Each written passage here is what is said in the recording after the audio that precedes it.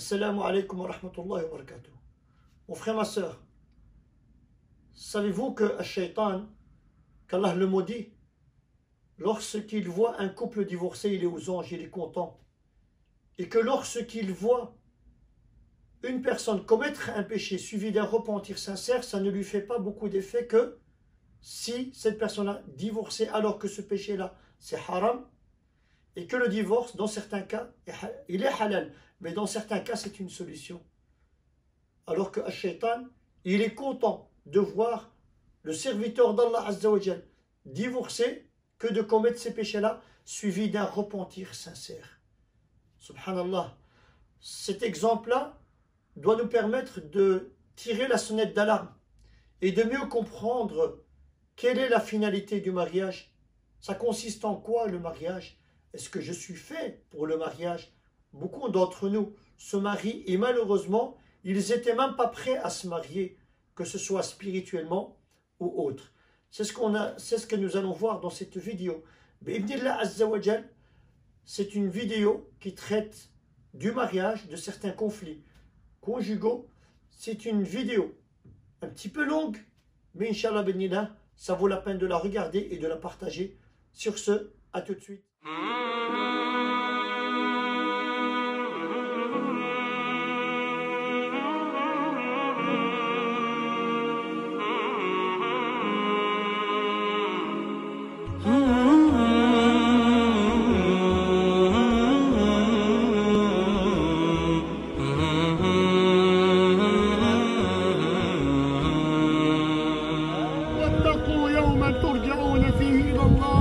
Craignez le jour où vous allez retourner auprès d'Allah.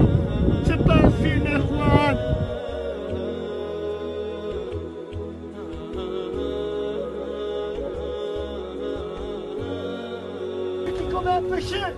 Celui qui commet un péché, quel que soit ce péché, qu'il fasse de l'enterrement de notre frère, une nouvelle renaissance pour son cœur.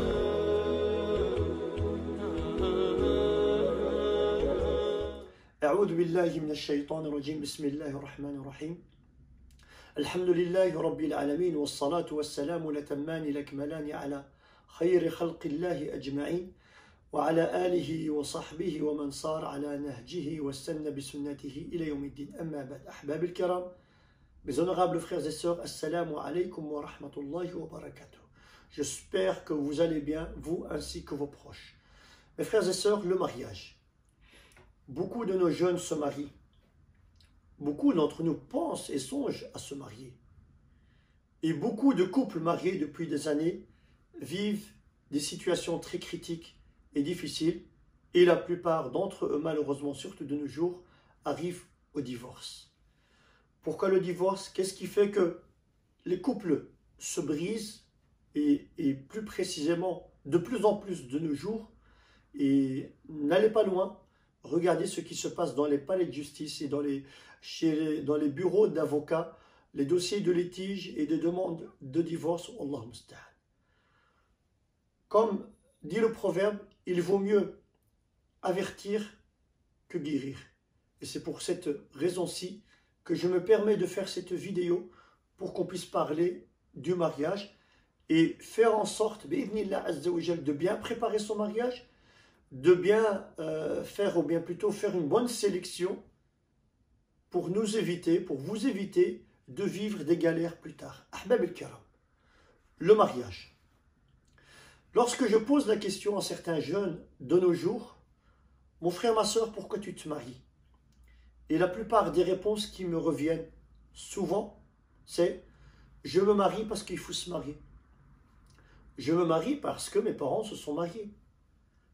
Je me marie pour avoir des enfants. Je me marie parce que j'ai un certain âge. Et vu mon âge, si je ne me marie pas maintenant, ben les gens vont se dire que tiens, il y a un problème qui cloche, c'est pour cela qu'il ou elle ne se marie pas. Ça, ce sont des stéréotypes qui reviennent assez souvent. Et bien sûr, je laisse encore d'autres réponses similaires. Mon frère et ma soeur, tant que tu ne sais pas quel est le message du mariage, eh bien, sache que ton mariage, ou bien sache que tu vas raté ton mariage, il est fort probable que tu puisses foncer dans le mur. Tant que tu ne sais pas pourquoi tu te maries, tant que tu ne sais pas, ça veut dire quoi le mariage, et ça t'engage en quoi le mariage, ton mariage sera voué à l'échec. Ahbab al-Kiram. Mes frères et sœurs, le mariage, c'est un acte d'adoration. C'est une ibada. C'est un acte d'adoration.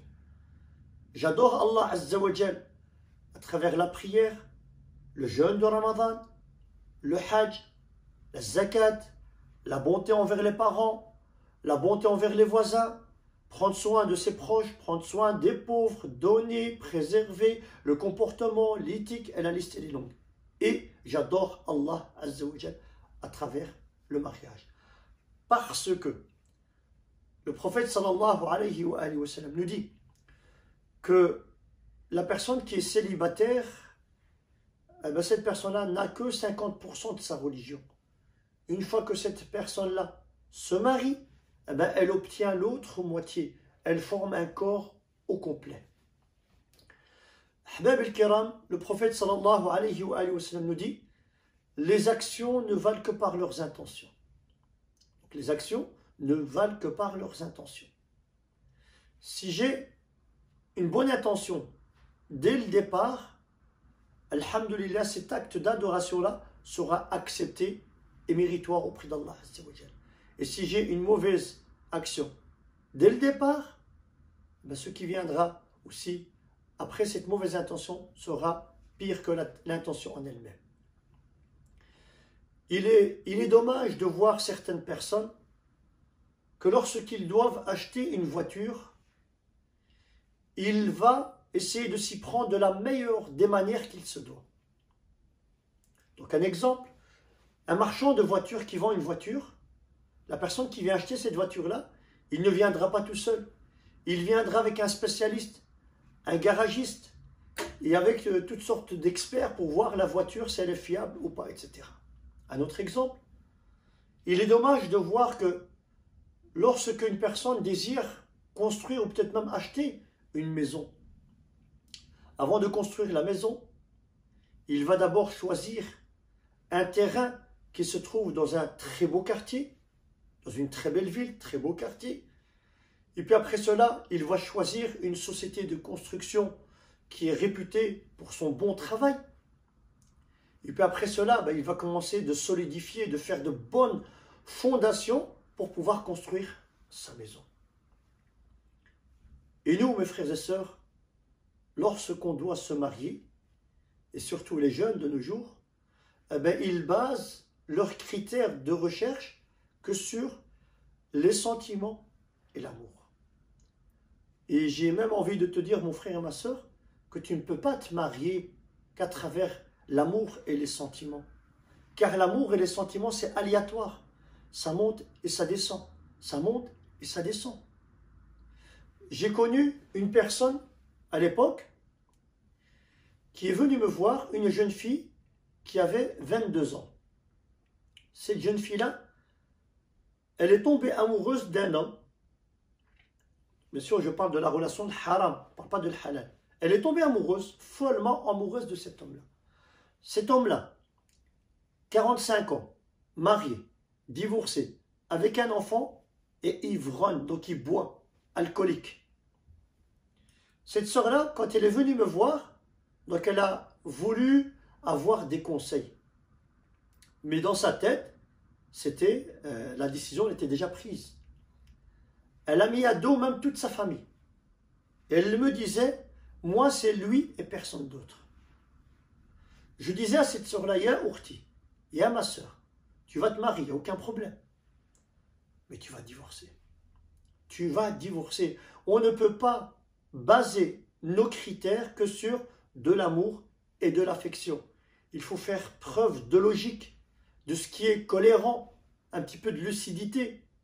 Une sœur qui n'a jamais été mariée, jamais connue de mari, qui va se retrouver mariée avec un homme d'un certain âge, avec un enfant et encore pire que cela, addiction à la boisson. Elle a mis à dos toute sa famille, tous ses parents. Et je disais à cette sœur-là, tu vas te marier, il n'y a aucun problème, mais tu vas divorcer. Et c'est ce qui s'est passé. Pourquoi? Parce que le choix de départ était mauvais. Quelles sont ces intentions de départ qui doivent réellement exister dans la tête et dans le cœur de nos jeunes? Premièrement, une bonne intention dès le départ, je me marie pour adorer Allah. Je me marie pour satisfaire Allah. Je me marie pour me rapprocher d'Allah Azza wa Jal. Je me marie pour préserver ma chasteté, préserver mon regard, me préserver du haram. Ça, ce sont des intentions qui sont solides et qui tiendront debout bi'idhnillah Azza wa Jal. L'amour, les sentiments, le relationnel, je te kiffe, tu me kiffes, je t'aime, tu m'aimes, ça viendra plus tard. Bi'idhnillah Azza wa Jal. Et donc, avoir une bonne intention dès le départ. Il y a beaucoup de nos jeunes qui se mettent en le fameux titre qui revient souvent en ménage. Je me mets en couple ou en ménage. Ça n'existe pas, se mettre en couple ou en ménage. On appelle ça zina. Je me mets en zina avec mon copain ou ma copine. Il y a beaucoup de jeunes qui fréquentent des filles ou des garçons en dehors du mariage, avec l'intention d'apprendre à se connaître. L'intention, elle n'est pas mauvaise, mais la méthode, la pratique, elle est tordue. Pourquoi? Parce que cette relation-là, avec le temps, va te pousser et tu peux même carrément tomber dans le haram, car tu dois savoir, mon frère et ma soeur, que le shaitan, il te guette comme un sniper. Le shaitan, il est derrière toi.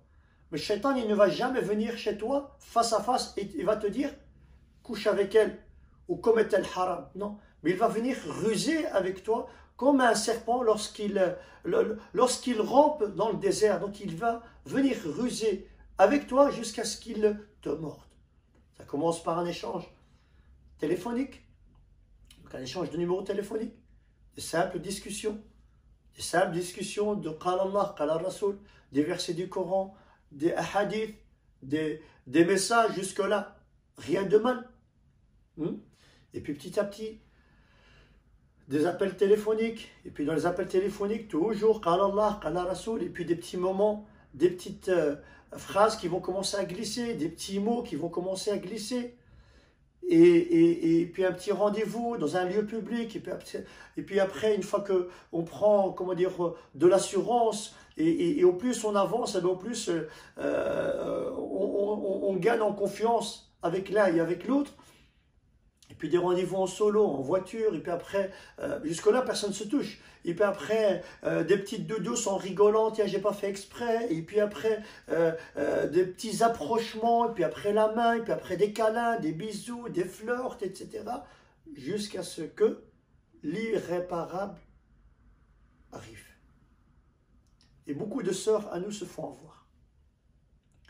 Beaucoup de sœurs à nous se font avoir. Parce que la femme, Allah Azza wa Jal, il l'a créé différent que l'homme. Il n'y a pas meilleur. On est tous égaux devant Allah Azza wa Jal. Mais la femme, elle a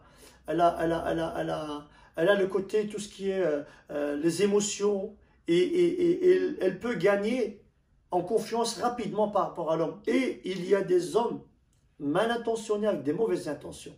Il y a des hommes, et malheureusement j'en ai honte même d'en parler, mais voilà, il faut dire ce qu'il y a.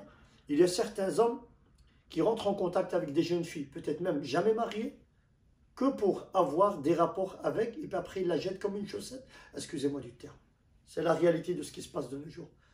C'est pour cela que ma sœur, celui qui va t'aimer, celui qui va vouloir se marier avec toi, il va venir toquer à ta porte comme un gentleman, ma sœur, comme un homme.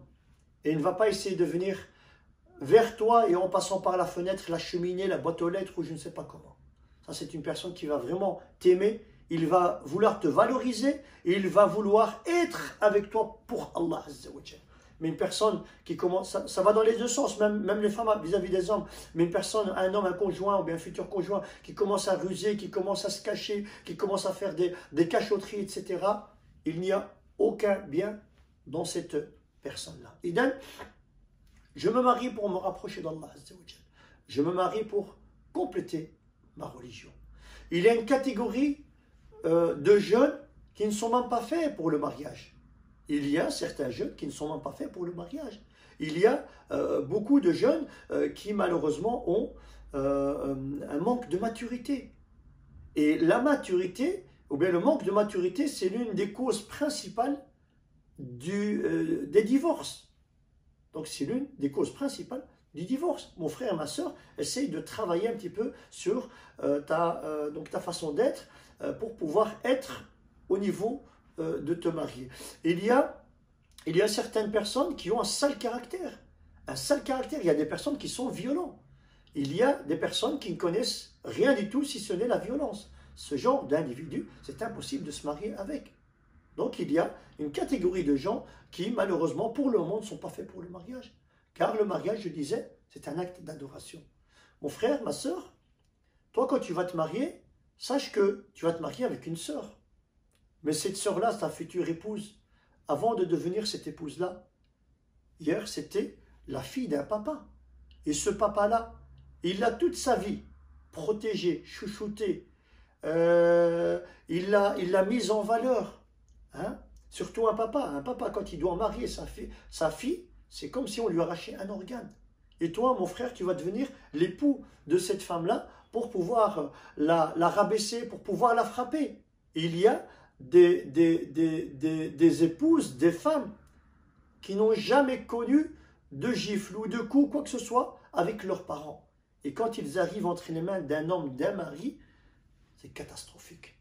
Et ça, mon frère et ma soeur, c'est honteux. Et ça ne doit pas exister dans les demeures, dans les foyers qui se disent « Nous aimons Allah et Ar-Rasul sallallahu alayhi wa sallam ». La violence et les coups n'existent pas, n'a jamais existé dans les foyers de Nabi sallallahu alayhi wa sallam, des compagnons et des salafs, et n'est pas censé exister de nos jours. Une erreur, des erreurs, ça peut arriver, tout le monde peut commettre une erreur. Mais continuer sa vie de couple basée sur des erreurs, c'est pas possible. Idem, un bon choix dès le départ. Mon frère et ma soeur, lorsque je te dis fais un bon choix dès le départ, c'est un choix basé sur la religion. Et la religion ne se limite pas qu'à un hijab et un jilbab. Et la religion ne se limite pas qu'à une belle barbe ou une longue barbe ou je ne sais pas quoi ou un long camis. Ce n'est pas ça la religion, mon frère et ma soeur. Ça, ce n'est qu'une apparence, que l'apparence. Quand on parle de se baser sur la religion, je parle de la piété, de la crainte d'Allah Azza wa Jal et de l'éthique, le comportement. Et c'est très important. Il y a beaucoup de sœurs qui ne portent pas le voile. Bon, ça c'est entre elles et Allah Azza wa Jal. Je ne suis pas là à critiquer qui le porte, qui ne le porte pas. Non, ce n'est vraiment pas le sujet. Mais il y a beaucoup de sœurs qui ne portent pas le voile et qui ont un comportement irréprochable. Et il y a beaucoup de sœurs qui portent le voile et qui ont un comportement malheureusement désastreux. Donc, je ne suis pas là à vous dire qu'il faut baser vos critères sur l'apparence, le paraître. Non, ça on met ça de côté. Mais sur le comportement. Mon frère, toi qui désires te marier, regarde la fille, elle se comporte comment avec sa maman. Regarde la future épouse, elle se comporte comment vis-à-vis de son papa, de ses frères et sœurs. Première chose. Et vice-versa aussi, toi la sœur, vis-à-vis de ton futur conjoint. Regarde comment ton futur mari se comporte avec sa maman, avec ses sœurs, etc. Et ça, c'est vraiment très, très important. Deuxième chose, mon frère et ma sœur, c'est faire une recherche, une enquête, poser des questions sur l'entourage de cette sœur-là ou de ce frère-là. Ok? Faites une recherche, même auprès du voisinage. Mais attention, attention, attention, une mise en garde. Beaucoup de gens font des recherches, mais vont aussi à un extrême. Quand je parle de recherche, c'est poser quelques questions et ça s'arrête là. Ça s'arrête là. Et je ne vais pas me limiter à la réponse que d'un voisin et d'une personne, non, à plusieurs personnes. Parce qu'il y a aussi des jaloux, malheureusement. Il y a des gens qui vont vouloir, qui ne vont pas vouloir qu'un tel se marie, que ce frère se marie, etc. Et ils sont là à propager des mauvaises informations et des mensonges que pour un seul but, pour qu'un tel ne se marie pas. Et ça s'arrête là. Pourquoi? Parce que celui-ci ou celle-ci a des filles, des garçons qui ne se sont pas encore mariés, que personne ne les demande en mariage. Et puis voilà, il y a la jalousie qui règne dans le cœur de certaines personnes malades. Et donc, faites une enquête. Troisièmement, mon frère et ma soeur, la prière de l'istikhara. La prière de l'istikhara. Pourquoi nous, musulmans, on doit faire l'istikhara que lorsque on se marie et que lorsqu'on doit peut-être divorcer? On achète des paquebots, des avions, on fait des voyages, on change, c'est catastrophique. On fait des voyages, on achète, on vend, on fait tout. Et on ne pense même pas à l'istikhara. Mais quand il s'agit du mariage, et quand il s'agit de litige, divorce, etc., on fait l'istikhara. Nos salaf salih, nos pieux prédécesseurs, faisaient la prière de l'istikhara pour acheter des sandales, pour acheter des chaussures. La prière de l'istikhara pour acheter des chaussures. Le croyant, il doit vivre quotidiennement, durant toute sa vie, avec la prière de l'istikhara. Et faites la prière de l'istikhara pour le projet du mariage. Mon frère, ma soeur, tu peux le faire une fois comme tu peux le faire 10 fois, la prière de l'istikhara. Et en faisant la prière de l'istikhara, il ne faut surtout pas attendre un rêve ou bien dormi, pas bien dormi, je vois des oiseaux qui partent par là. Non. On ne se base pas sur ça. On fait la prière de l'istikhara. Et puis après la prière de l'istikhara, je prends ce projet-là, je le mets entre les mains d'Allah Azza wa Jal et j'essaie de concrétiser ce projet-là. Si en essayant de le concrétiser, tout se passe bien, il n'y a pas de souci, il n'y a pas de blocage, il n'y a pas de difficulté, etc. C'est que, alhamdulillah, c'est un message d'Allah Azza wa Jal. Si j'essaie de concrétiser ce projet-là, et qu'il n'y a que des galères, que des malheurs, que des soucis, que des problèmes, etc., c'est que c'est un message d'Allah Azza wa Jal. Simple, clair et net, mon frère et ma soeur. Et donc, la prière de l'istikhara. Mon frère et ma soeur, il n'y a aucun mal à vous rencontrer avant le mariage. Discuter, mais dans un cadre légiféré, pas n'importe comment, pas comme dans un zoo, dans un cadre correct, à parler de choses essentielles. Et ça, c'est très très important. Mon frère et ma soeur, lorsque tu fais une muqabala, une rencontre religieuse shari'a, sois le plus naturel possible. N'essaie pas d'avoir une image que tu ne pourras pas assumer à long terme. Toi aussi, ma soeur, n'essaie pas de te donner une image que tu ne pourras pas assumer à long terme. Reste toi-même et parle de l'essentiel. Parler de l'essentiel, c'est très très important. Donc les conditions du mariage, ou bien plutôt les intentions que le croyant doit avoir au début, avant de se marier, c'est que je vais me marier pour me rapprocher d'Allah, je vais me marier pour adorer Allah Azza wa Jal, et je vais me marier pour évoluer.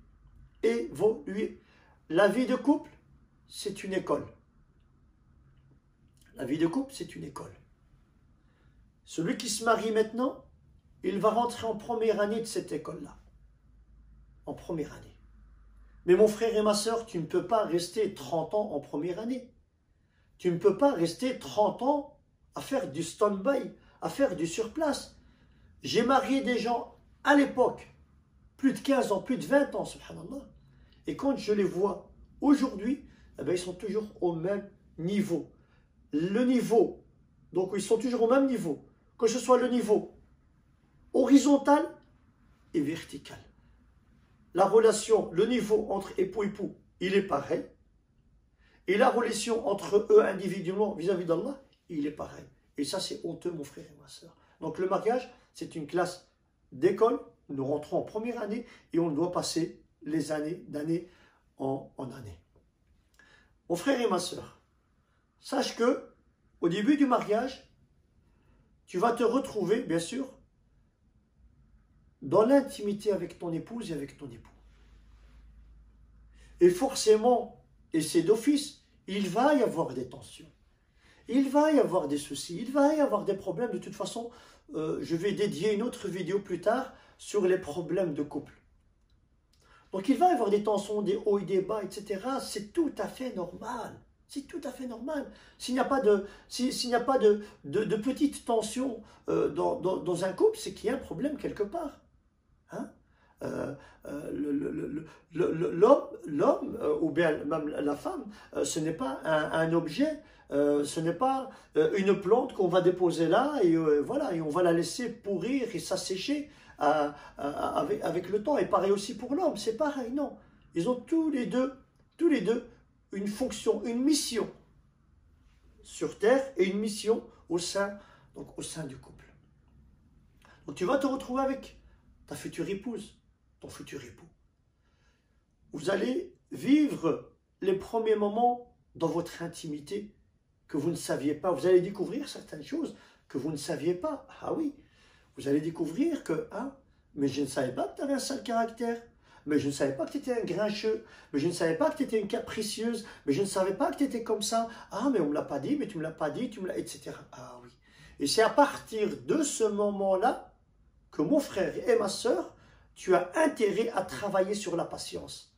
Car celui qui n'est pas encore marié et qui n'a pas d'enfant et qui dit « Moi, je suis quelqu'un de très, très, très, très patient », eh bien, je dis à cette personne-là, mon frère et ma sœur, tu ne sais même pas c'est quoi la patience. La patience, c'est quand tu vas te retrouver avec ton épouse, avec ton époux, entre quatre murs et devoir digérer un sale caractère, un mauvais comportement, une injustice, etc. Et c'est à ce moment-là qu'il faudra faire preuve de patience. Mon frère et ma sœur, si on prend une souris, un chat et une souris, et on les met entre quatre murs, le premier jour, ce chat et cette souris seront les pires ennemis au monde. Mais après quelques jours, ce chat et cette souris deviendront les plus grands amis intimes au monde.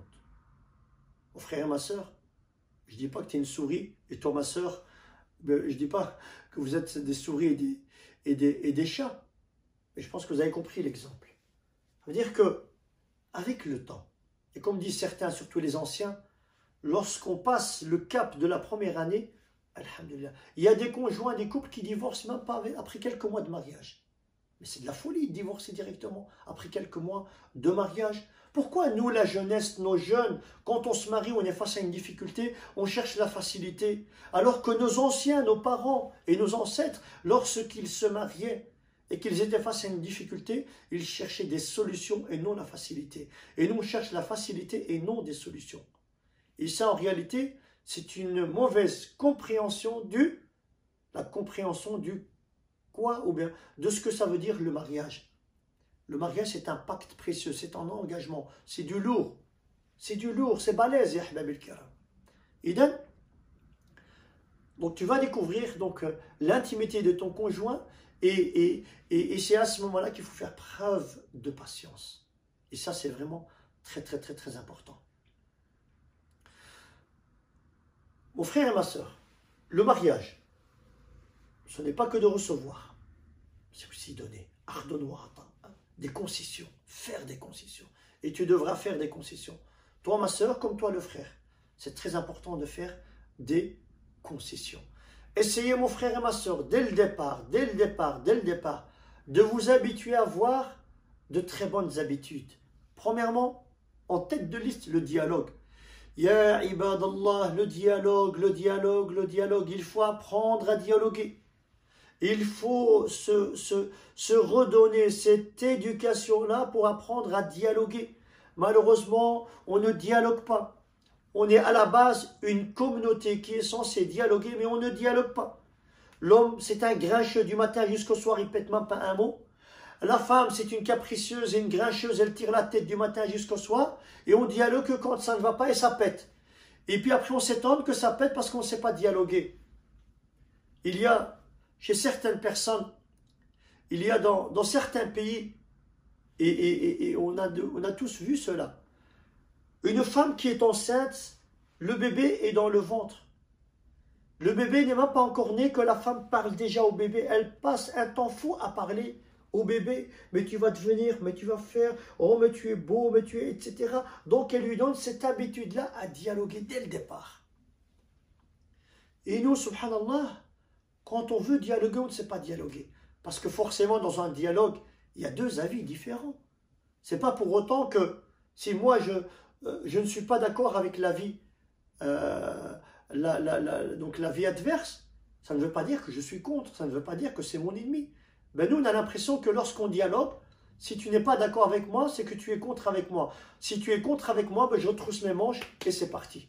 Ben non, ahbab al-kiram, c'est de la folie. Le Nabi sallallahu alayhi wa sallam, il dialoguait avec ses épouses. Le Nabi sallallahu alayhi wa sallam, il dialoguait avec ses compagnons. Et les compagnons dialoguaient avec leurs épouses. Le dialogue, ahbab al-kiram. Et ça, c'est très, très, très, très important. Car le dialogue désamorce 90 à 95% de conflits conjugaux. Le dialogue désamorce 90 à 95% de tout ce qui est les tensions et les problèmes, etc. Et il faut se réhabituer à dialoguer humblement, à dialoguer en ayant entre les yeux la crainte d'Allah, en ayant la crainte d'Allah Azza wa Jal qui doit régner quotidiennement, continuellement dans ma demeure avec moi, H24, la crainte d'Allah Azza wa Jal. Parce que si on ne dialogue pas, comme dit la goutte, c'est la dernière goutte qui a fait déborder le vase. Et pourquoi tu as rempli le vase? Pourquoi tu as laissé toutes ces gouttes-là remplir dans le vase? Eh bien, dès que tu vois qu'il y a des gouttes dans le vase, eh bien, essaye de remédier à ce qui ne va pas directement. Ce n'est pas parce qu'on dialogue hein, que ça veut dire que nous allons prendre des décisions. Non, tout simplement. Une personne qui dialogue, c'est une personne qui veut voir son couple bien et qui veut tout simplement fermer certaines portes. Comme disait Cheikh Mustafa Al-Qastit, je me souviens à l'époque au centre islamique, lorsqu'il faisait des médiations de couple, et il disait souvent, et c'est des phrases qui me reviennent, il disait, lorsqu'on est dans une pièce et qu'il y a une fenêtre qui est ouverte, et que cette fenêtre-là fait rentrer un courant d'air, ben logiquement, on va se lever, on va aller fermer cette fenêtre-là. Il disait aussi que la vie de couple, c'est une corde. Si chacun tire de son côté, ben, la corde, d'office, elle va se déchirer. Elle va se couper, elle va se déchirer au milieu. Si chacun tire de son côté. Et surtout, dans certaines communautés, on a tout ce qui est les têtus, les bornés, j'ai raison, moi, pas toi, moi, etc. Mais c'est une folie, ça. C'est une folie. Mon frère, tu n'es pas mieux que ta femme. La femme, tu n'es pas mieux que ton mari. Vous êtes complémentaires, ya ahbab al-kiram. Tant qu'on n'a pas compris que la femme a des qualités et des défauts, l'homme a des qualités et des défauts, c'est des qualités et des défauts qui sont différents, Allah a fait cela de par sa sagesse, subhanahu wa ta'ala. Pourquoi? Pour que vous puissiez vous emboîter, pas emboîter. Et ça, c'est vraiment très, très, très, très important. Idem, mon frère et ma soeur, tu vas vivre des tensions, c'est tout à fait normal. Mais dès le départ, apprends à dialoguer, premièrement. Deuxièmement, mon frère, dès le départ, instaure une demeure, une maison où règne la crainte d'Allah Azza wa Jal. Ma soeur, si tu as un mari qui craint Allah Azza wa Jal, sache que tu seras la femme la plus heureuse au monde. Frère, si tu as une femme qui craint Allah Azza wa Jal, sache mon frère que tu seras l'homme le plus heureux au monde. Il y a certaines personnes de nos jours, ils ne craignent pas Allah Azza wa Jal, mais par contre, ils craignent la police, ils craignent les plaintes, ils craignent les juges, ils craignent leur image devant les gens et ils craignent la liste et les longs. Et ça c'est honteux, wallahi c'est honteux de voir des gens avoir peur des créatures et ne pas avoir peur du Créateur. La crainte d'Allah Azza wa Jal ne rentre que dans le cœur d'un homme et ne rentre que dans le cœur d'une femme. L'homme qui a peur d'Allah Azza wa Jal, c'est lui qui a l'étiquette de l'homme auprès d'Allah Azza wa Jal. La femme qui craint Allah Azza wa Jal, c'est elle qui a l'étiquette de femme auprès d'Allah Azza wa Jal. Et c'est pour cela, je reviens à la case de départ, faire un bon choix dès le départ. Il y a aussi beaucoup de jeunes qui, avant de se marier, ils peuvent prendre une femme, l'exemple qui revient souvent, une femme sans hijab. Et puis se dit, après le mariage, je vais essayer d'aller avec elle en douceur, etc. J'ai envie de te dire, mon frère, oui et non. C'est un sabre à double tranchant. Comme disait Msken Rachid Haddash, rahmatullahi alayhi, il disait, mon frère, tu prends une femme sans hijab, tu vas la travailler après, quoi. Tu l'as pris pour un joint de culasse.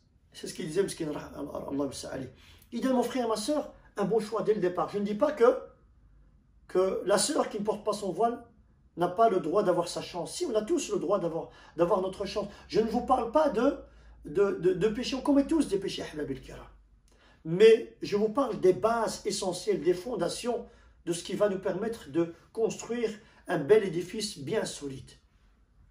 Donc je disais, Ahbab el-Kiram, des tensions, il va y avoir, etc.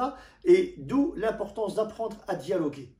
La crainte d'Allah Azza wa Jal, mon frère et ma soeur, c'est une chose qui s'acquiert. De quelle manière? Probablement ad-dua. Ad-dua, il faut absolument faire ad-dua auprès d'Allah Azza wa Jal pour qu'il puisse nous donner sa crainte révérentielle. Deuxièmement, il y a des choses aussi qui nous permettent d'avoir la crainte d'Allah Azza wa Jal. À commencer par nous éloigner de l'haram. L'éloignement de l'haram. Et troisièmement, la science. Étudier. Étudier. Comment voulez-vous que je craigne Allah alors que je ne le connais pas?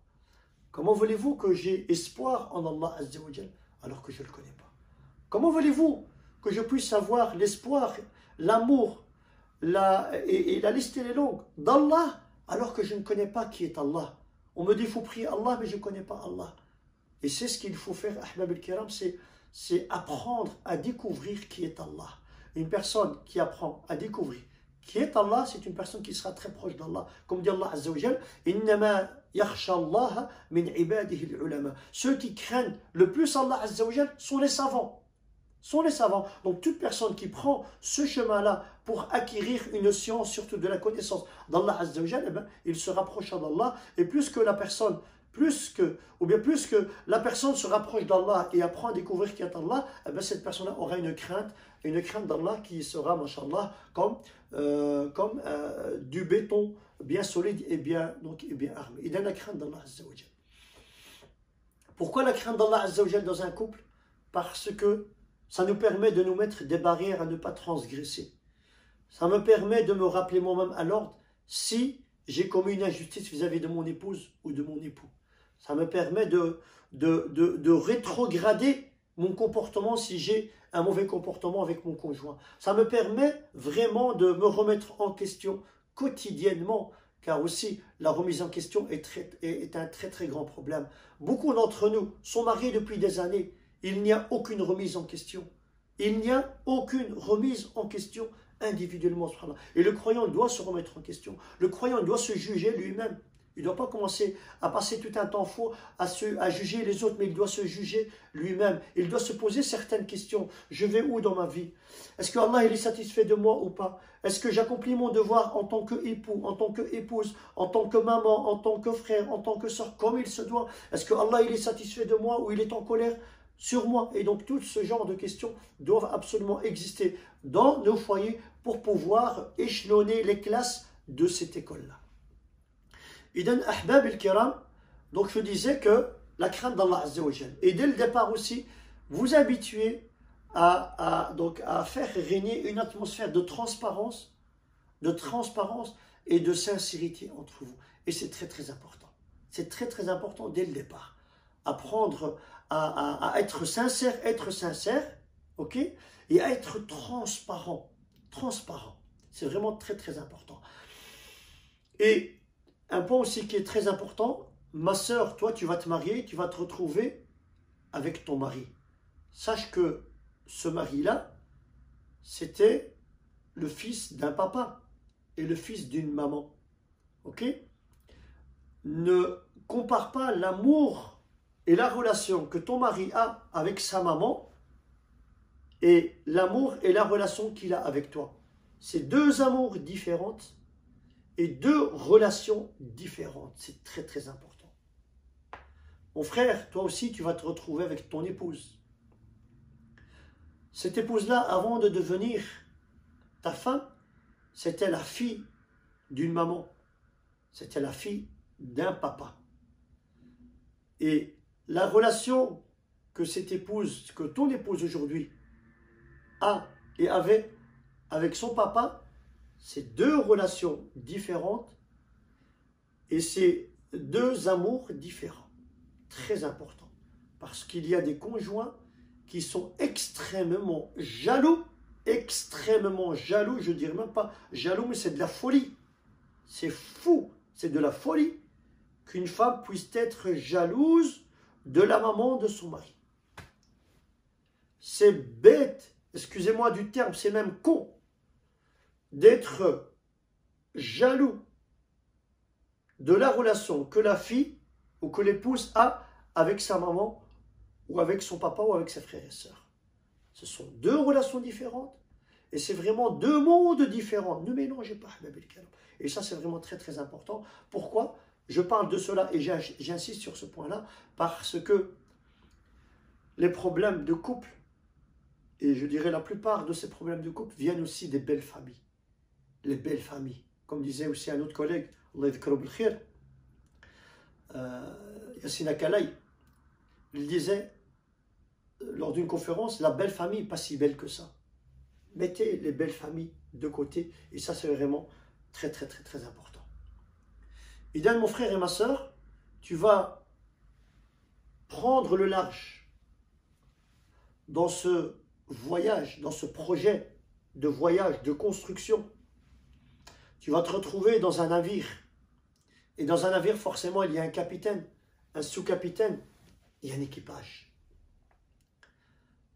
Le capitaine et le sous-capitaine, lorsqu'ils quittent, ou bien lorsqu'ils vont commencer à faire leur traversée, ils regardent devant eux. Ils ne regardent jamais derrière eux. Ils regardent le port d'arrivée et non le port de départ. Le capitaine ne regarde pas derrière lui. Tu as dit, hier tu as fait, hier avant-hier, hier l'année passée, là, etc. Hier c'était hier. On se base et on se concentre sur ce qui se passe aujourd'hui. Parce que les hier, et on commence à déterrer les dossiers, etc. C'est vraiment la destruction du couple. Le passé, c'est ce qui peut et c'est ce qui détruit la plupart des couples de nos jours. Quand on commence à déterrer. Idan, capitaine, sous-capitaine et l'équipage. L'équipage, ben, c'est ce qui viendra plus tard comme enfant, comme descendance. Ce navire-là, il va commencer sa traversée, mais à un certain moment de votre vie, vous allez voir que ce navire-là, il va commencer à faire du surplace. Il va être bloqué en plein milieu de l'océan. Et ce navire-là va commencer à faire rentrer de l'eau, des petits trous qui vont se faire dans ce navire, de l'eau qui vont commencer à rentrer. Et face à cette situation-là, mon frère et ma soeur, tu as deux solutions. Soit de laisser l'eau remplir ce navire, tout cool. Et vous avez compris c'est quoi la finalité de ce navire qui coule, qui est le divorce. Ou bien la deuxième des solutions, c'est essayer de boucher ces trous-là, relancer la machine et vous focaliser sur le port d'arrivée et non le port de départ. Tout ça pour vous dire que vous allez vous retrouver à certains moments de votre vie face à des difficultés, face à des problèmes, face à des tensions.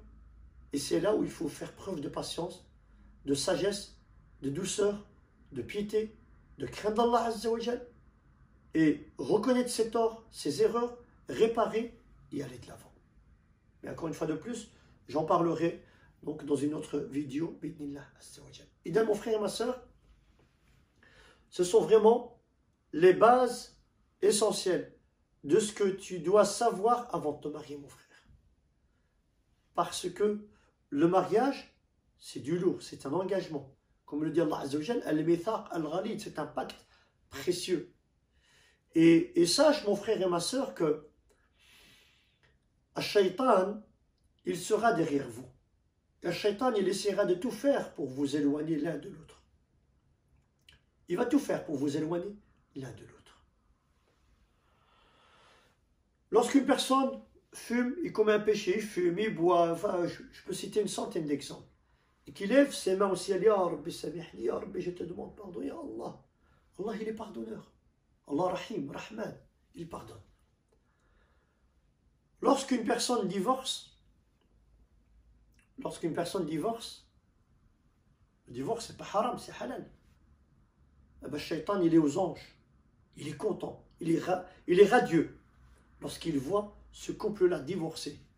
il est plus radieux de voir ce couple-là divorcé que de voir ses frères et ses sœurs, ses serviteurs commettre ces péchés haram et suivi d'un repentir sincère. Donc vous comprenez pourquoi le divorce, subhanallah, est quelque chose de très très mauvais et quelque chose vraiment qui est le dernier des recours après avoir toqué à toute une série de portes.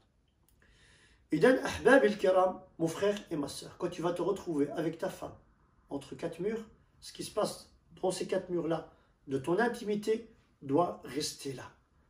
Ne divulgue pas l'intimité de ce qui se passe dans ton foyer. Mon frère, lorsque ta femme veut parler avec toi, lorsque ta femme veut vider ce qu'il y a dans son cœur, tends-lui l'oreille. Ne fais pas le têtu et le borné. Ne fais pas cette erreur-là que beaucoup de conjoints font. Car une femme qui désire parler, il y a certaines femmes qui veulent que vider, parler. Et nous les hommes, on se connaît bien. Hein, on n'aime pas, voilà, on n'aime pas ça. Ça nous irrite. Mais il y a certaines femmes qui veulent tout simplement parler. Lorsque la femme veut parler, vider ce qu'il y a dans son cœur, tends-lui cette oreille. Pourquoi, mon frère? Parce que si tu ne le fais pas toi, tu ne lui tends pas toi ton oreille, viendra quelqu'un à ta place qui va lui tendre cette oreille-là. Ce quelqu'un-là, ça peut être une sœur qui a été mariée, divorcée, et cette sœur-là va vouloir prendre sa revanche de son ex-mari à travers toi, mais en passant par ton épouse. Donc elle va essayer de détruire ton couple pour t'atteindre toi en tant qu'homme, parce qu'elle a une haine vis-à-vis des hommes, de ce qu'elle a eu, mais elle va passer par ton épouse à lui donner des mauvais conseils qui vont lui être désastreux à elle et à toi. Idem, sois intelligent. Et pareil aussi, mon frère, vis-à-vis de ma sœur. Ma sœur, quand ton mari te fait une demande, eh bien, exécute-la, ma sœur. Exécute-la. Tu dois savoir que, ma sœur, lorsque ton mari te demande quelque chose, tu dois te dire que c'est flatteur pour toi. Parce qu'il y a plein d'hommes qui demandent certaines choses à leur femme. Et la femme ne les satisfait pas. Je ne parle pas que du charnel, ça peut être pour 1001 raisons, 1001 choses. Et cet homme-là, à travers la faiblesse, peut aussi commettre certaines choses qui vont lui être désastreuses et mauvais. Mon frère, celui qui prend soin d'une femme, c'est un homme. Celui qui gâte sa femme, c'est un homme. Celui qui chouchoute sa femme, c'est un homme. Celui qui valorise sa femme, c'est un homme. Celui qui dit de belles paroles à sa femme, c'est un homme. An-Nabi sallallahu alayhi wa sallam, il était comme ça. C'était un homme. An-Nabi sallallahu alayhi wa sallam. Un jour, il s'est levé, il a dit Khayrukum, le meilleur d'entre vous, alors qu'il y avait déjà les meilleurs. Il y avait les meilleurs, Abu Bakr, Omar, Uthman, les quatre califes, Mubasharin bil Jannah, les émirs des croyants, il y avait les meilleurs. Et il leur a dit le meilleur d'entre vous, il n'aura pas dit le meilleur d'entre vous, c'est celui qui prie la nuit, qui jeûne le lundi, jeudi, qui est en première ligne au front, qui donne de sa richesse. Il a dit, et ça beaucoup d'époux, beaucoup de conjoints négligent cela, il a dit khayrukum, khayrukum li ahli. Le meilleur d'entre vous, c'est celui qui se comporte bien envers son épouse et ses enfants. Et il a dit wa ana khayrum minkum. Et moi, je suis le meilleur d'entre vous. Ça, c'est le prophète sallallahu alayhi wa sallam. C'est un homme qui chuchotait sa femme, ses femmes. Il dorlotait ses épouses. Il remontait le moral de ses épouses.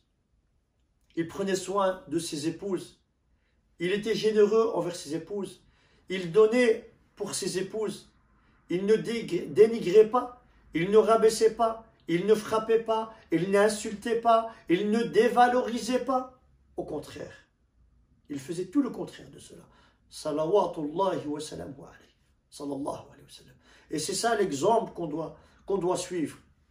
Mon frère, Je sais ce que tu vas me dire. Les femmes de l'époque, ce n'est pas les femmes d'aujourd'hui. Effectivement, les hommes de l'époque, ce ne sont pas les hommes d'aujourd'hui. Idem, on va essayer de vivre avec nos conjoints avec les moyens qu'on a aujourd'hui. Et c'est quoi ces moyens-là? La crainte d'Allah Azza wa Jal, le Coran et la sunna du Nabi sallallahu alayhi wa sallam. L'homme qui patiente vis-à-vis d'une femme qui a un mauvais caractère, ça fait partie de l'éthique du croyant.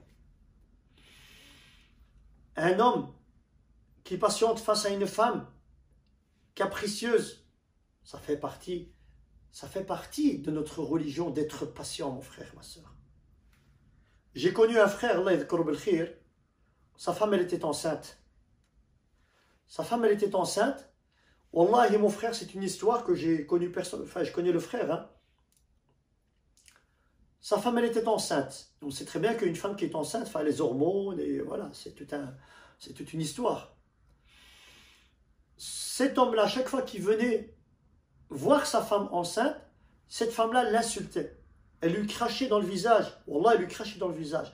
Cet homme-là, 9 mois de grossesse, dormait chez son voisin. 9 mois de grossesse, il dormait chez son voisin. Et je suis resté étonné face à la patience de cet homme-là, face au comportement mauvais de cette femme-là, tout en étant enceinte. Mais cet homme-là, il a été sage et très doux et intelligent.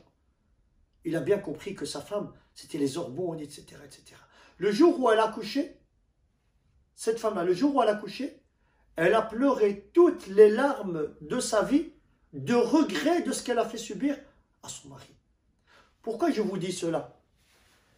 Je vous dis cela, Ahbab el-Kiram, parce que être une femme, c'est très difficile. C'est pas évident, Wallah.